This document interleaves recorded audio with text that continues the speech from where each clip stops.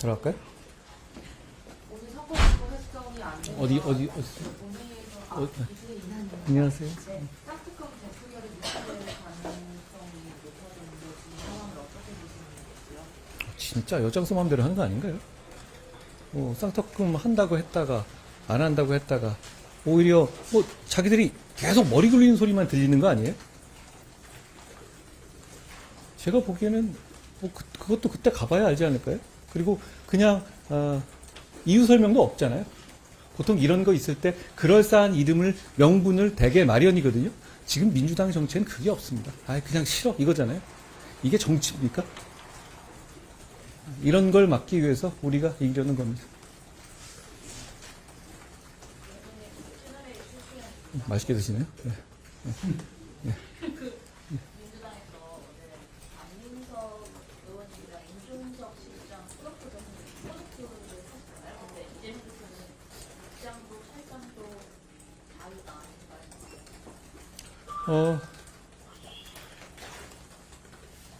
이재명 대표의 공천 컷오프를 보면 자기의 당권 잠재적 경쟁자를 숙청하듯이 쳐내는 것으로 보이는데요. 그리고 그걸 감추려고 하지도 않고요.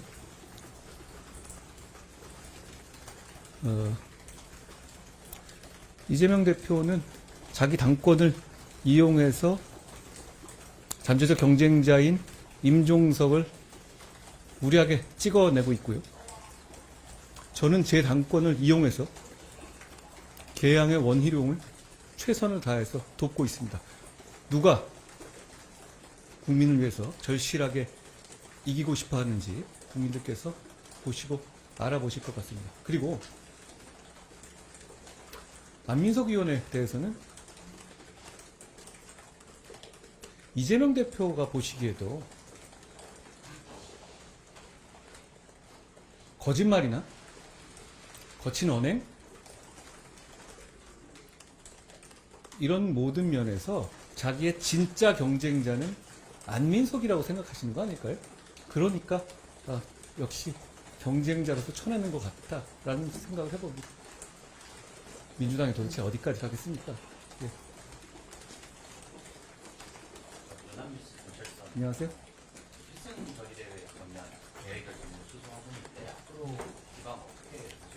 필승 결의대를 취소했다는 말은 조금 어폐가 있는 것 같고요.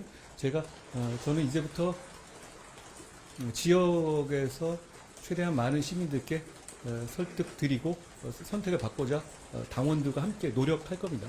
근데 제가 이 당대표가 된 이후에 1월에 지역의 어떤 신년 결의대회를 많이 돌았잖아요. 좀 중복되는 면이 있고 지금은 우리 당원들끼리의 어떤 행사도 중요하지만 우리 거기에 있는 모든 분들이 국민들을 설득하기 위해서 더 노력할 때입니다. 더 낮은 자세로. 그런 차원에서 말씀드리는 것이고 당원들도 뵐 기회가 당연히 있을 겁니다. 그렇지만 우리는 지금 우리끼리 으쌰으쌰 하는 모습을 보이는 것보다는 그럴 시간을 더 아껴서 동료 시민들을 더 만나고 동료 시민들께 우리가 뭘 해드릴 수 있고 얼마나 노력하고 있는지를 보여드리는 것이 더 필요하다라는 생각을 한 겁니다. 더 많이 지역을 돌려고 합니다. 곧 시작할 겁니다. 안녕하세요. 출마하시잖아요. 예. 출마하시면서 좀 아쉬운 점이나 그런 점은? 저는 사실 12월 초나 11월 말 정도에 제가 이번 총선에 참여하게 되겠다는 판단을 한 다음에는 국회의원이 돼서 좋은 입법을 해보고 싶다라는 포부가 있었습니다. 그럴 생각이었고요. 그 당시만 하더라도 선거대책본부장 정도 얘기가 나올 때였잖아요. 저에 대해서.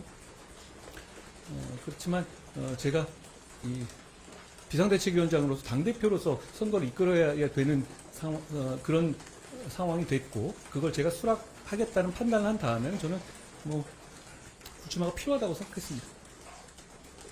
그 이유는 그러지 않으면 제가 지금 저희가 많은 분들이 헌신과 희생을 하고 계시잖아요. 여러분들께서 컷오프로 피를 보지 않는다고 감동이 없다고 하시는데 실제로 그런 효과들을 승복하면서 내주시고 계시잖아요. 굉장한 이 존재감을 가지신 분들이요. 그러기 위해서는 재불출마는 필요하다고 봤습니다. 뭐 전략적인 문제지만 제가 다만 이제 제가 고민한 거는 이걸 언제 밝힐 것이냐는 좀 고민했어요. 그러니까 저는 뭐 지금도 대단히 어렵지만 선거 상황이 굉장히 어려울 때였고 더 어려워질 가능성이 높았다고 봤기 때문에 제가 그때 어떤 우리 중진들이나 이런 분들께 헌신과 희생을 요청드릴 때 이렇게 어떤 저도 이렇게 한다라는 식으로 말씀드릴 생각도 있었는데요. 막상 처음에 이 비대위원장을 수락하고 처음 포부를 밝히려고 보니 그런 식의 진정성을 표시하지 않고서는 제가 이 당을 이끌 만한 동력을 가질 수 없다고 판단한 겁니다. 그래서 출마를 하게 된 것이고요. 별거는 아닙니다. 별건 아니고요. 저는 정치에서의 출마나 불출마나 전부 다 공공성을 위한 도구여야 한다고 생각합니다. 제가 아직 순진한지 모르겠습니다만 저는 정치는 큰 틀에서 공공선의 추구여야 한다고 생각하고 저는 그 뜻을 바꿔본 적이 없습니다. 그런 면에서 어떤 수단일 뿐이었으니까요. 뭐 대단한 건 아닙니다. 그렇지만 우리 당에서 많은 분들께서 어떤 불출마로서 헌신해 주시고 그리고 경선이 이루어지고 있지만 경선에서 아쉽게 패배하신 분들도 즉각 많은 분들이 승복과 우리와 함께 가겠다는 이 뜻을 즉각 밝히고 계시잖아요. 예를 들어서 양천의 조수진 의원 같은 분이 어제 그런 입장을 내셨죠. 그게 제가 한 두어 달 정치를 해보니 굉장히 어려운 일이라는 걸 알겠더라고요. 그걸 어려운 일이라는 걸 알기 때문에 그것이 우리에게 더 귀한 힘이 될 것 같습니다. SBS 박찬호. 안녕하세요. 뭐 같은 현상인데 어제 2차 경선 결과 놓고 뭐 현역 교체율이 적다, 현역 불패다, 언론이 이런 지적하니까 뭐 당의 선생 뭐 쇄신과 현역 교체율은 상관이 없다, 무관하다, 뭐 이런 얘기도 있는데 어떻게 보시나요? 기자님, 이재명 대표가 하고 있는 민주당이 하고 있는 건 쇄신입니까? 그렇게 보십니까? 그건 이재명 개인을 위한 숙청이잖아요. 그렇죠? 그러면 이재명 대표가 내세우고 있는 모씨 이런 분들, 젊은 분들이 과연 청년 인재라고 할 수 있습니까? 청년을 대표합니까? 그게 아니라 그냥 이재명 픽이잖아요. 그게 쇄신입니까? 그렇지 않습니다. 저희는 룰을 지키고 관문을 낮추고 그리고 그런 그 부족한 부분을 비례 같은 데서 보완할 겁니다. 결국은 룰을 지키는 게 대단히 중요하다고 생각해요. 그리고 한 엊그제 정도에는 언론에서 지적하시는, 제가 언론을 비난하는 건 아니에요. 언론에서 지적하시는 톤이 용산이 굉장히 고전하고 있다. 뭐 저와의 소위 말하는 파워 게임 때문에 뭐 제가 그 용산이 오히려 고전하고 있다. 이런 투가 언론의 대부분의 주류였는데요. 어제 정도 되니까 용산 불패란 말을 그럼 현역 불패 이렇게 쓰시더라고요. 한 번은 고전이고 한 번은 불패고 이러면 공정한 거 아니에요? 특별하게 어떤 방향성이 없다는 것이죠. 어디 출신이다 이런 부분에 대해서 실제로 신경 쓰고 그 부분을 넣느냐 맞느냐에 대해서가 이 좋은 사람을 선택하는 거에 중요한 기준이 된다면 오히려 그게 문제인 거예요. 저는 그렇게 생각합니다. 우리 공천은 그렇게 되고 있지가 않습니다. 그렇기 때문에 어떤 방향성을 가지고 이 스토리를 만들어내려면 어떤 날 보면은 이런 것 같고 어떤 날 보면 반대인 것 같고 이렇게 보이실 것 같습니다. 그게 저는 정상적인 공천이 되고 있는 징표다라고 생각합니다. 공천에 100점은 없을 겁니다. 그리고 저희는 아직 비례 공천도 남아 있잖아요. 남아 있고 한데 뭐 저희라는 말 표현에는 그럴지 모르지만 어쨌든 우리 계열에서의 비례 공천이 남아 있지 않습니까? 비례 공천과 지역구 공천은 사실 연동된 거예요. 전체로서 우리가 국회에 좋은 분을 보낼 수 있도록 하려는 것이 우리 목표잖아요. 그 부분까지 다 보시고 나면 저희 공천에 대해서 좋은 평가를 해주시지 않을까 생각합니다. 저는 좋은 평가를 받고 싶거든요. 이재명 대표의 공천은 좋은 평가를 받고자 하는 목표가 있는 공천이라고 생각하십니까? 전혀 아니죠. 그냥 일주일 두드려 맞고 그러면 어차피 지지층 다시 모일 테니 괜찮을 거야. 이 공천이죠. 그냥 피를 보고 아무리 욕을 먹더라도 끼워 넣는 게 좋겠다. 이런 공천 아닙니까? 저는 그런 공천이 아니라 이 공천 자체에서 국민들께서 저희의 진정성을 봐주시길 바란다는 그런 목표가 있습니다. 그러니까 그 이유까지 봐주시면 될 것 같고요. 그리고 저는 어제 좀 이런 걸 봤어요. 저 당에 대해서. 어떤 방송에서 봤는데요. 이재명 대표가 어디 지역 방문을 한 것 같은데 거기서 측근 의원들과 이런 얘기를 하더라고요. 단수 공천 받으면 친명이고 경선이면 비명이다 하면서 자기들끼리 희덕거리고 웃더라고요. 그게 저는 민주당의 현주소를 민주당이 이번 공천과 선거를 통해서 나올 수 있는 결과물이 뭔지를 보여준다고 생각해요. 나머지는 다 찍어나겠다는 얘기죠. 그렇게 희덕거리고 같이 아첨할 수 있는 사람 말고는. 저는 공당이 이렇게 가는 것은 민주주의 위기를 가져온다고 생각합니다. 거기 이재명 대표에게 지금 찍혀나가고 있는 사람들은 민주당에서는 민주당 사람으로 안 치겠다는 거잖아요. 그러면 순도 100%의 이재명 당을 만들겠다는 겁니다. 조국신당에서 조국이라는 이름을 넣겠다고 고집한다면서요. 그런 얘기를 제가 봤는데요. 민주당도 이제 이름 바꿔야 한다고 생각합니다. 저게 무슨 민주당입니까? 그냥 이재명 대표 이름 넣어서 재명당 이렇게 바꿔야 한다고 생각해요. 제 말이 과합니까? 그렇지 않죠. 지금 돌아가는 상황을 보십시오. 저는 진지하게 말씀드리는 겁니다. 위원장님, 민주당 얘기인데 청래 피고위원님이 이재명을 총무입니다. 이런 얘기를 이런 식의 아첨의 신구 대결이 앞으로 이재명 대표의 민주당에서 많이 보여지게 될 거예요. 정청래 위원도 욕심 많은 분이잖아요. 지금 막 떠오르는 분들의 이상한 아첨 이의 장을 보고 나도 밀리면 안 되겠다 이렇게 생각하지 않을까요? 이걸 보는 국민들은 정말 한심하다고 여기지 않을까 싶습니다. 안녕하세요. 홍익표 원내대표가 라디오에서 선거구 일정 만약에 협의가 안 되면 원안대로 통과하고 대신 땅특검법도 같이 통과시키겠다라고 얘기를 했는데 이에 대해서 국민 입장은 다 자기 마음대로네요. 자기 마음대로네요. 그냥. 만약에 원안대로 통과가 되면 땅특검법도 선택하겠다는데 그것은 거기에 대해서 동의를 지금은 민주당의 입법 독재 상태입니다. 자기들이 하겠다고 나서면 우리가 안 한다고 하더라도 그냥 하는 거 아니에요? 그러니까 그 문제에 대해서는 원내의 문제니까 제가 원대한테만 여쭤보시면 될 것 같고요. 그런데 이게 뭡니까 도대체? 바뀌는 거에 대한 논리적인 설명이 없잖아요. 왜 바뀐답니까? 혹시 물어보셨어요? 거기 라디오에서 홍익표 원내대표가 그거 왜 갑자기 바뀌는지 얘기하나요? 그럼 뭐예요 도대체? 어떤 경위를 통해서 하루나 이틀 만에 계속 바뀌는 거예요?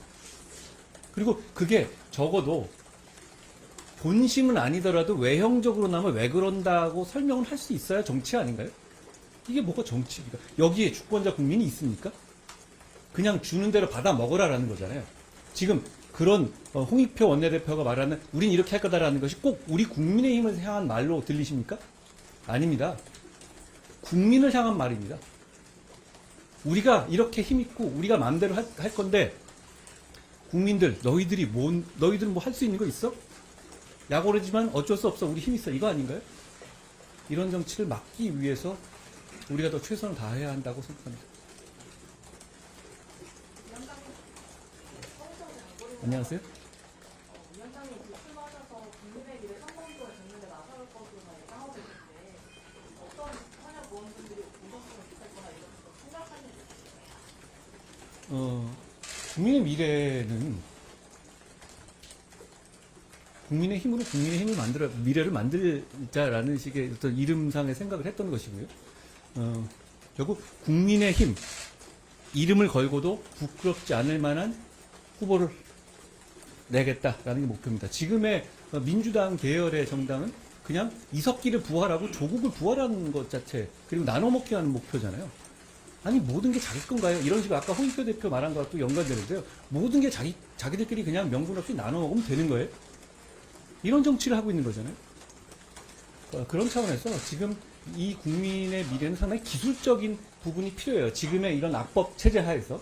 그렇지만 그럼에도 불구하고 민의를 반영하기 위해서 최선을 다할 거고, 저희가 이 지역 공천을 공정하게 하다 보면 어떤 신인들이라든가 정치 신인들이라든가 어떤 지역구에서는 경쟁력이 좀 부족해서 아직까지, 왜냐하면 그 경험이 적으신 분들은 그럴 수밖에 없잖아요.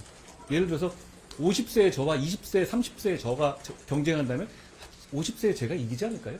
그렇지만 그게 20세나 30세의 제가 더 국가에 기여하지 못한다는 걸 의미하는 건 아니죠. 그런 걸 보완하기 위한 것이 비례제도입니다. 물론 지난번 민주당의 비례제도를 보면 김의겸, 최강욱 이런 사람들이 와서 이 나라를 혼탁하게 하는 통로로 쓰였어요. 저희는 그렇게 운영되면 안 된다고 생각합니다.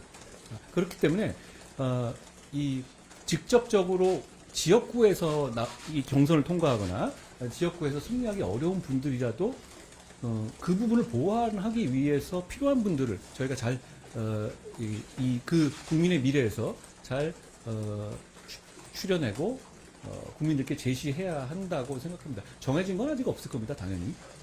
위원장님들 우리 저 8시 20분부터 안녕하세요.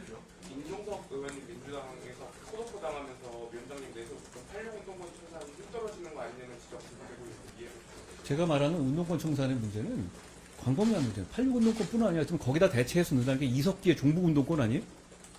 더 심각해지는 것 아닙니까? 경기 동부연합을 밀어넣겠다는 것 아닙니까? 나쁜 놈 빠지니까 더 나쁜 놈 밀어넣겠다는 거잖아요. 그리고 그 축은 그 운동권이라는 개념이다. 그러니까 어떤 운동권이라는 툴을 통해서 자기들이 결집하고 그걸로써 기득권을 잡으려고 노력하고 정치권과 야합하려고 그런 세력을, 그러면서 자기들이 연명하려고 하는 세력을 청산해야 된다는 게 제가 운동권 청산론의 핵심이죠. 저는 그게 오히려 더 강고해지고 있다고 생각하는데요. 이재명 대표는 운동권입니까? 아니잖아요. 그러면서 지난번엔 어떻게 됐었죠? 그 86 운동권이라는 사람에게 자신을 숙주로 내줘서 거기 자기 주변에서 자기를 경호하게 했죠. 근데 그 경호원이 점점 커지니까 이 경호원들을 숙청해내고 통진당 계열, 이석기 계열의 새로운 운동권들을 자기의 새로운 경호로서 자기 몸을 숙주로 내주겠다는 것 아닌가요? 이거 막아야 되지 않겠습니까? 더 심각해지는 건 아닌가요? 더 심각한 운동권이 들어오는 거고 그걸 막아야 된다는 명분은 더 강해지는 것 아닌가 싶습니다.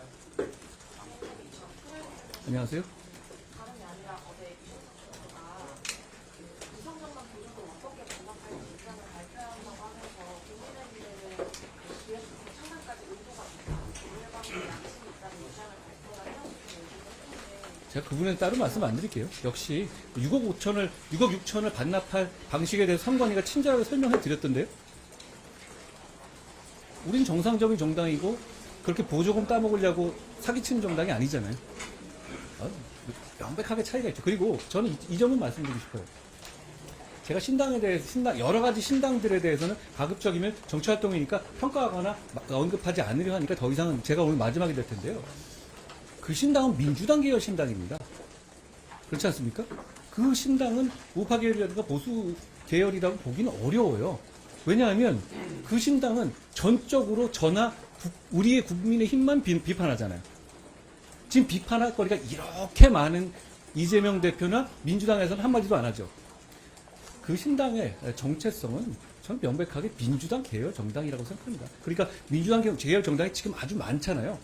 그러니까 그걸 제가 구체적으로 뭐 그 신당에서 뭐라고 한다를 하나하나를 언급할 필요는 없을 것 같아요. 안녕하세요. 그 계속 공천 발표가 이루어지고 있는데 위원장님 이 보시기에 조금 부족한 면이나 보완할 면이 있다면 어떤 게 있다고 생각하십니까? 저는 공천의 룰을 지키고 공천의 어떤 이 기준을 끝까지 흔들리지 않고 유지하는 게 제 임무라고 생각합니다. 그런데 이 공천은 100점짜리라는 게 있을 수가 없어요. 그리고 이 공천의 평가는 결국은 결과론으로 평가받게 될 겁니다. 그러니까 이 공천 자체가 그 시점에서 어떻다 여러 가지 분석을 하시지만 그거에 대해서 자신 있으세요? 그게 어떤 결과, 국민들께서 주권자이고 심판이시고 모든 걸 관장하시는 국민들께서 어떻게 평가하실지가 모르시잖아요. 그건 우리 모두 모르는 거고요. 저희는 그렇다면 공정하고 어떤 사심이 개입, 이재명 대표처럼 사심이 개입되지 않고 대표 개인의 어떤 권한 확장을 도구로 쓰이지 않고 이런 몇 가지 정말 해야 되지 않을 것들을 제외한 상황에서 공정한 공천을 시스템 공천을 하는 게 대단히 중요하다고 생각합니다. 옛날에 보면 뭐 야구 보는 사람들이 그러잖아요. 아, 하나 다 예상하지만 야구에서 무슨 뭐 20이 들어올 거라고 할 때 다 예상이 맞던가요? 그렇지 않죠. 하이성 재밌는 분이었지만 항상 이랬잖아요.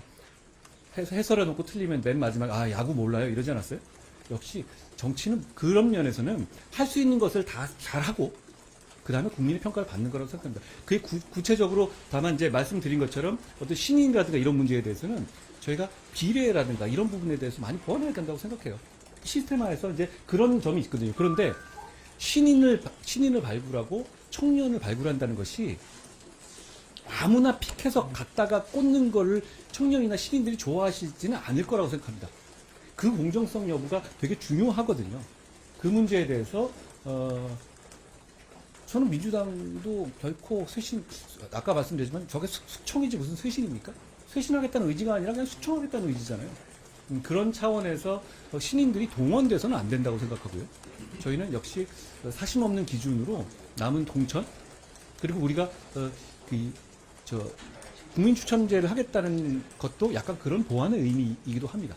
그리고 비례 공천에 대해서 있어서도 그런 식의 고려가 충분히 될 거다라는 생각을 해봅니다.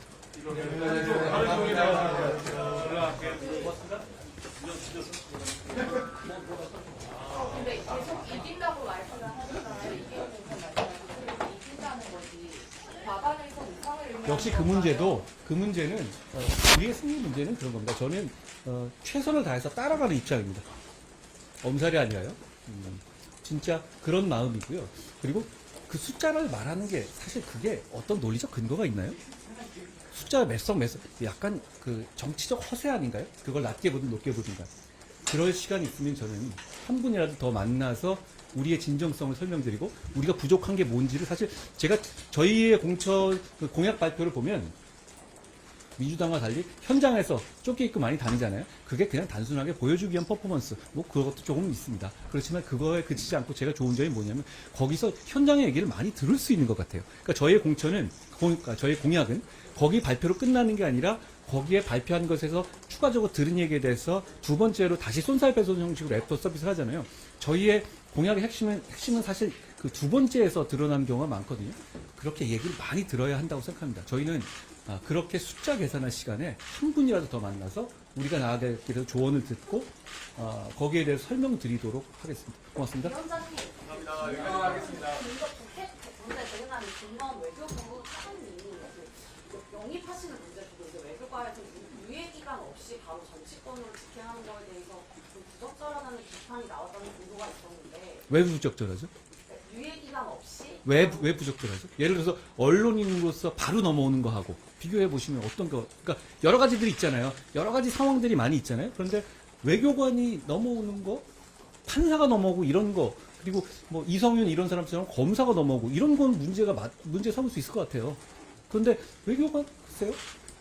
외교관이 뭐 북한이 지금 여기 우리 선거에도 큰 이해관계가 있는 것도 아니고 특별히 그러니까 좋은 분이 와서 우리의 정책과 우리의 정치를 더 풍요롭게 해줬으면 좋겠다는 생각이 있습니다. 그런데 이제 그렇게 일도양단식으로 말할 문제는 지역에 따라 다른 문제예요. 뭐 말씀드린 것처럼 뭐 민주당의 이성윤, 뭐 신성식 뭐 이런 사람들처럼 현직 검사 신분을 유지하면서 좀 이건 부적절하죠. 그렇죠? 우리는 그런 사람 없잖아요. 오히려 검사당이라면서요. 자기들이 검사당이던데. 그리고 검사 가점 뭐 20% 준다면서요. 와, 저는 생각도 못했습니다. 진짜 검사당은 이재명 당 같은데. 그리고 말씀드린 것처럼 그걸 직역별로 넘어오는 공직을 하다는 분들에 대해서는 본인의 결단이 중요합니다. 어차피 그리고 그런 비판이 있을 수는 있습니다만 직역별로 좀 차이가 있어요. 사법 영역하고 또 어떤 외교라든가 테크노의 영역하고는 좀 다르지 않을까요? 뭐 제 생각입니다. 고맙습니다.